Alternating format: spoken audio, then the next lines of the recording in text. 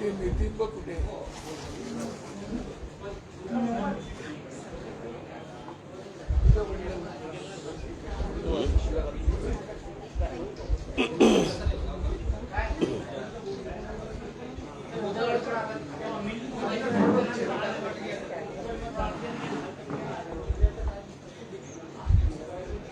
सचिन कुठे गेला?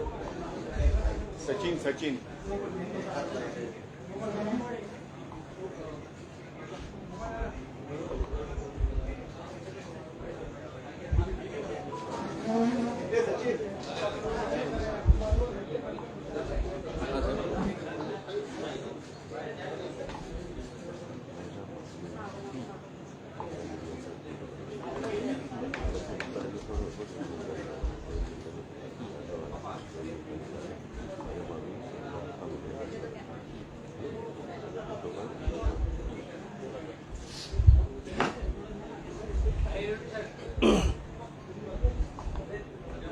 बोलू?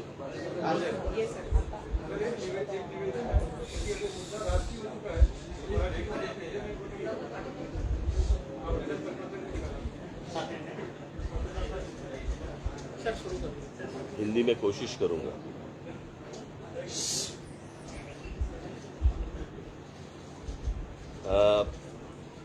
आत्ताची पत्रकार परिषद ही मी 6 वाजताची जाहीर केली होती, परंतु काही सूचना या मला असं वाटतं आत्ताच जाणं गरजेचे आहेत, म्हणून मी 6 वाजताची पत्रकार परिषद मी आत्ता 1 वाजता केली।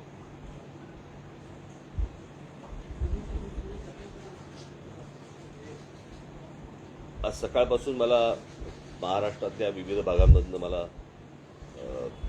फोन येत आहेत, आमच्या नेत्यांना सगळ्यांना फोन येत आहेत। महाराष्ट्राच्या बाहेरूनही अनेक ठिकाणून फोन येत आहेत किंवा माहिती मिळते त्यांची।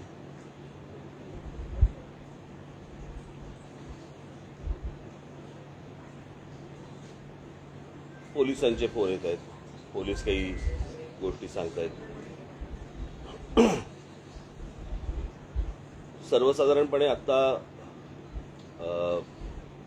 अनेक ठिकाणी आमच्या पदाधिकाऱ्यांना, माझ्या महाराष्ट्र सैनिकांना पोलीस नोटिसेस पाठवत आहेत, डिटेन करतायत, पकडतायत।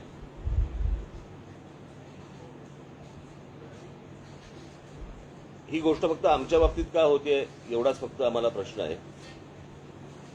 जे कायद्याचं पालन करतायत त्यांना तुम्ही सजा देणार, त्यांना तुम्ही डिटेन करणार, आणि जे कायद्याचं पालन करत नाहीयेत त्यांना तुम्ही मोकळीक देणार। तरी मी आज तुम्हाला एवढं निश्चित सांगेन की जवळपास 90-92% ठिकाणी महाराष्ट्रामध्ये सकाळची अजान झाली नाही। सर्व ठिकाणी आमचे लोक तयारच होते, पण मी खास करून त्या सर्व मशिदींमध्ये जे काही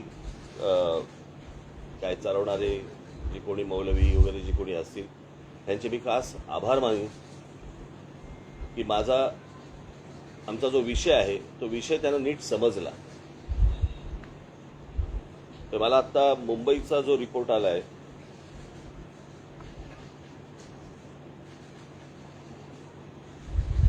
त्या मुंबईच्या रिपोर्टप्रमाणे मुंबईमध्ये 1140 मशिदी आहेत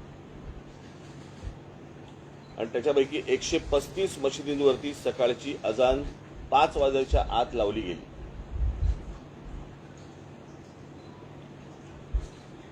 काल मला ते विश्वास नांगरे पाटील यांचा मला काल फोन आला होता आणि त्यांनी सांगितलं की आम्ही सर्व मशिदींशी बोललेलो आहोत, त्यांच्या मौलवींशी बोललेलो आहोत, ते कोणी सकाळची अजान लावणार नाही। मग या ज्या 135 मशिदींवरती जी अजान सकाळी 5च्या आत झाली यांच्यावरती आत्ता राज्य सरकार कोणती कारवाई करणार आहे की फक्त आमच्याच मुलांना उचलणार आहे?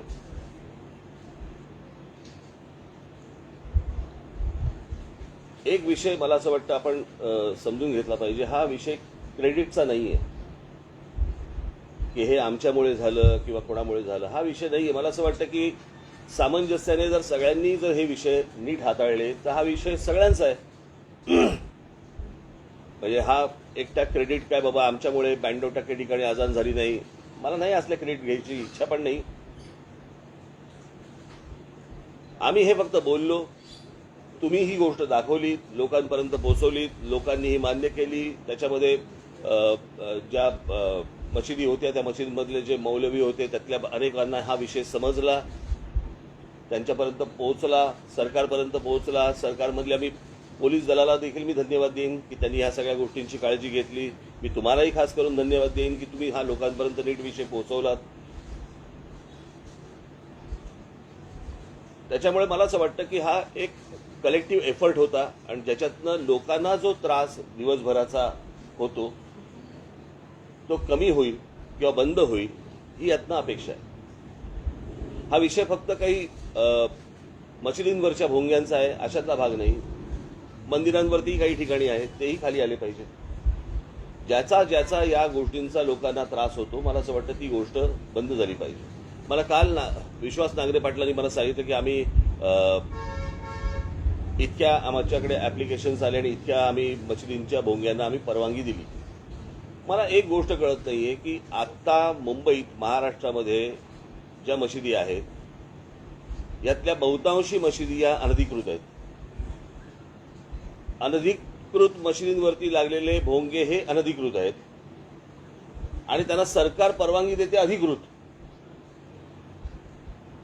हे माझ्या कल्पनेच्या बाहेरची गोष्ट आहे, कोणाच्याही कल्पनेच्या बाहेरची गोष्ट आहे. अनधिकृत गोष्टींना तुम्ही अधिकृत परवाने देताय कशासाठी, कोणासाठी देताय?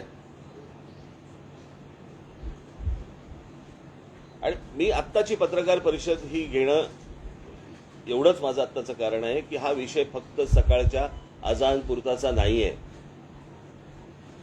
दिवसभर जे काही 4 ते 5 वेळा जी काही बांग दिली जाते, जी काही त्यांची प्रार्थना ते म्हणतात, जे लाऊडस्पीकरवरनं म्हणतात, ती जर परत जर त्यांनी दिली तर आमची लोक हनुमान चालिसा त्या त्या वेळेला वाजवणार म्हणजे वाजवणार.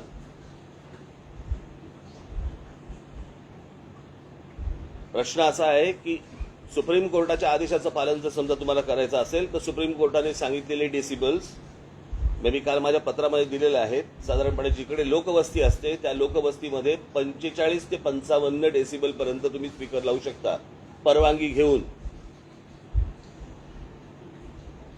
काल विश्वास नांगरे पाटलांनी मला जे सांगितलं की आम्ही त्यांना परवानगी दिलेली आहे. तुम्ही 365 दिवसाची कशी काय देऊ शकता?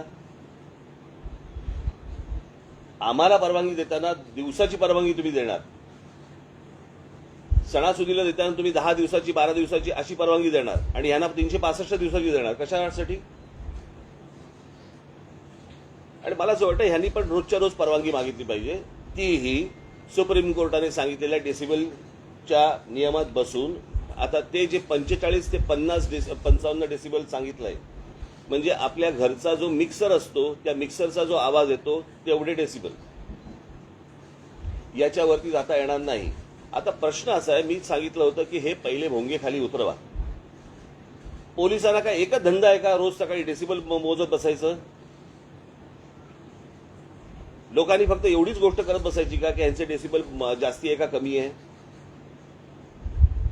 तुम्हाला प्रार्थना म्हणायची आहे, तुम्हाला तुमच्या मशिदीमध्ये प्रार्थना म्हणायची आहे, म्हणा. तुम्हाला माईक लागतो कशाला आणि लाऊडस्पीकर लागतो कशाला? कोणाला ऐकवायचंय तुम्हाला?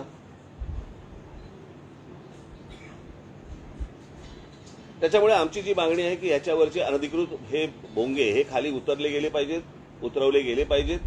आणि जोपर्यंत हे उतरवले जाणार नाहीत तोपर्यंत आमचं आंदोलन चालू राहणार. हा विषय आंदोलनाचा 1 दिवसाचा विषय नाहीये, हा कायमचा विषय. जोपर्यंत ह्याचा निर्णय लागत नाही तोपर्यंत हे असंच चालू राहणार. आम्ही जे सांगतोय जे सरकार सांगते आम्ही सुप्रीम कोर्टाच्या आदेशाचं पालन करतोय. मग जर करायचं असेल तर पूर्ण करा. यांना जर वाटत असेल की आमचं आज झालंय सगळीकडे 92 ठिकाणी काही काय अजान झाली नाही म्हणून आम्ही काहीतरी खुश होऊ वगैरे, अजिबात होणार नाही. हे दिवसभरामधल्या ज्या काही बांगा दिल्या जातात त्या देखील त्याच डेसिबलमध्ये लागल्या पहिल्या पाहिजेत. त्याच्यापेक्षा जर जास्ती लागल्या गेल्या हनुमान चालिसा चालू राहणार.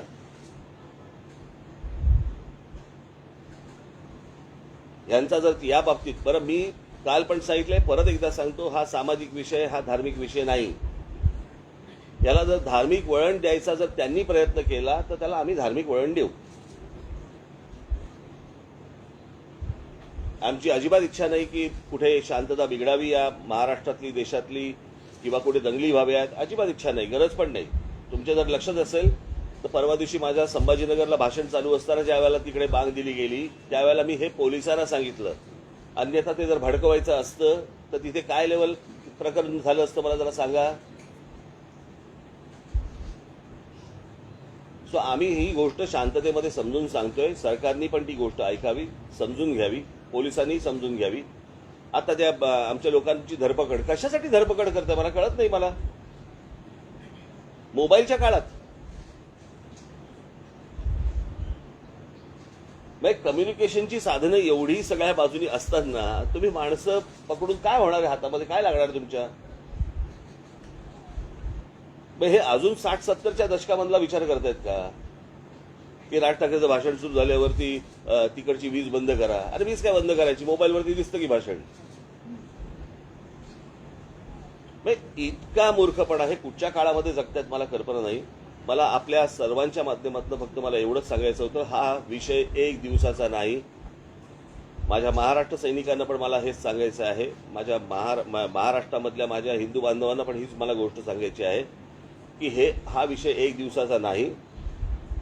ज्या ज्या मशिदींमधले मौलवी ऐकणार नाहीत, जिकडे लाऊडस्पीकर लागतील तिकडे हनुमान चालीसा त्याच्या दुप्पट आवाजात लागला गेला पाहिजे. त्याशिवाय हे जण जर समजणार नसेल. आणि मी पोलिसांच्या कारवाईची मी अपेक्षा करतोय की या 135 मशिदींवरती मुंबईतल्या खास करून, महाराष्ट्रातल्या तिकडचे जे काही कमिशनर असतील ते बघतील, पण मुंबईचे पोलीस कमिशनर, मुंबईचे पोलीस हे या 135 मशिदींवरती काय कारवाई करणार आहेत आणि करणार आहेत की नाही करणार आहेत हे एकदा समजू देत. ते त्यांच्या धर्माला जर समजा घट्ट राहणार असतील तर आम्हाला पण आमच्या धर्माला घट्ट राहावं लागेल.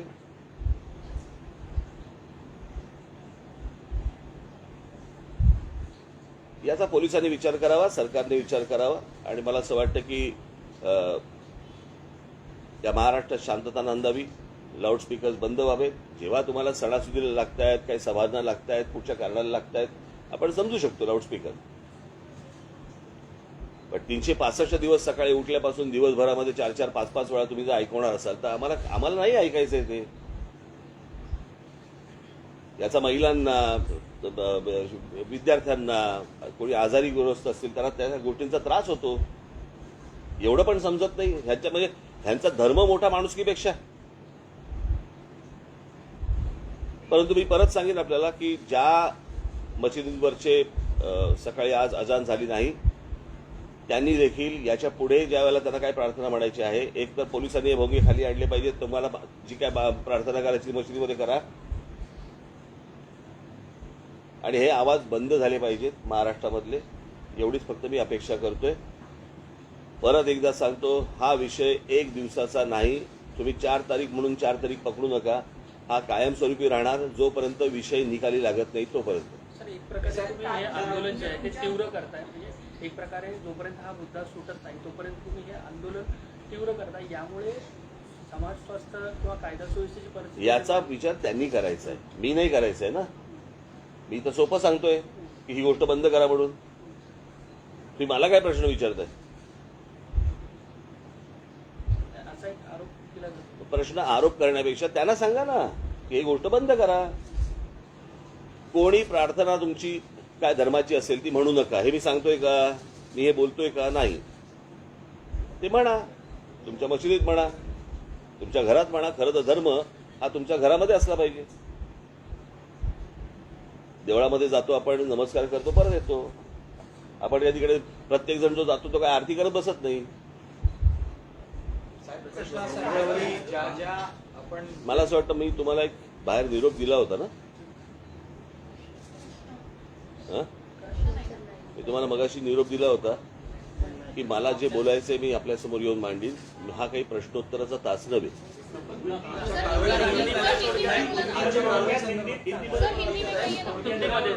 मैंने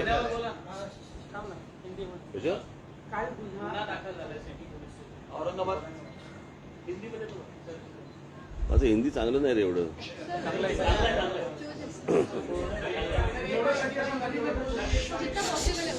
हमारे कार्यकर्ता का धरपकड़े जो चल रहा है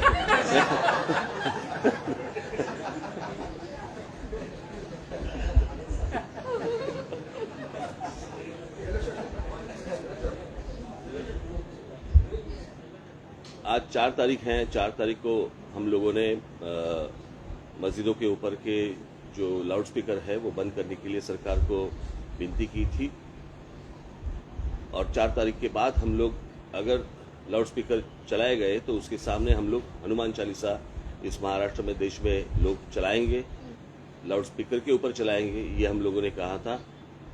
उसके हिसाब से अगर महाराष्ट्र में आज का मुझे जो समझ आया है, जो सुबह मुझे बताया गया, उसके हिसाब से कुछ 1400 या 1500 कुछ मस्जिदें हैं और उसके ऊपर से 135 मस्जिदों के ऊपर सुबह 5 बजे के पहले जो सुप्रीम कोर्ट ने जो बताया वो नियम तोड़कर 135 मस्जिदों के ऊपर सुबह अजान लगाई गई लाउडस्पीकर के ऊपर।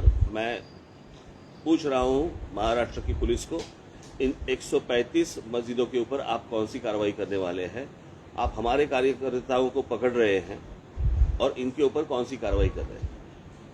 आपको मैं बता दूं कि ये एक दिन का आंदोलन नहीं है, ये जारी रहेगा और इसके बाद भी जहां जहां पे ये जो सुप्रीम कोर्ट ने डेसिबल का जो नियम बताया है, मैंने आपको बताया कि सुप्रीम कोर्ट ने जो बताया है कि 45 से 55 तक डेसिबल होना चाहिए लाउडस्पीकर का, 45 से 55 डेसिबल का लाउडस्पीकर होना चाहिए। इसका मतलब है हमारे घर में हम लोग जो मिक्सर लगाते हैं, ग्राइंडर मिक्सर जो लगाते हैं, उसका जो आवाज रहता है उतना आवाज, अगर इसके आगे जाएंगे तो उनके ऊपर कार्रवाई होनी चाहिए। ये सुप्रीम कोर्ट ने कहा है। मैं देख रहा हूं कि कार्रवाई हो रही है या नहीं हो रही है, होगी या नहीं होगी, या सिर्फ हमारे ऊपर होगी। हम इस देश में महाराष्ट्र में शांतता चाहते हैं, कोई दंगा फसाद नहीं चाहते। हम सिर्फ चाहते हैं कि जैसे मस्जिदों के ऊपर है, अगर इलीगली अगर मंदिरों के ऊपर भी होगा वो भी निकालो आप। ये विषय सामाजिक है, ये धार्मिक विषय नहीं है, ये पहले समझ लो आप। और उसके हिसाब से मुझे लगता है किसी भी सरकार को इस देश में, किसी भी राज्य सरकार को या वहां की पुलिस को इस तरह की एक्शन उनको लेनी चाहिए। अगर आप सुप्रीम कोर्ट का अगर आप कंटेम्प्ट ऑफ कोर्ट कर रहे हो तो सुप्रीम कोर्ट इसके आगे क्या करने वाली है ये भी मुझे देखना है। कि एक बार फैसला सुना देती है आप, और फैसला सुनाने के बाद अगर नीचे जो सरकारें हैं वो उसका इम्प्लीमेंटेशन अगर नहीं कर रहे हैं तो फिर फायदा क्या है सुप्रीम कोर्ट का? सुप्रीम कोर्ट का डिसीजन है, डिसीजन के बाद अगर सरकारें नहीं मानती तो क्या करेंगे आगे? और जब निवेदन की भाषा जब नहीं समझ में आती तब आंदोलन की भाषा शुरू हो जाती है। और इसके लिए आंदोलन है, ये एक दिन का आंदोलन नहीं है, ये चालू रहेगा जब तक ये आवाजें लाउडस्पीकर बंद नहीं होते, तब तक ये चालू रहेगा। ठीक है?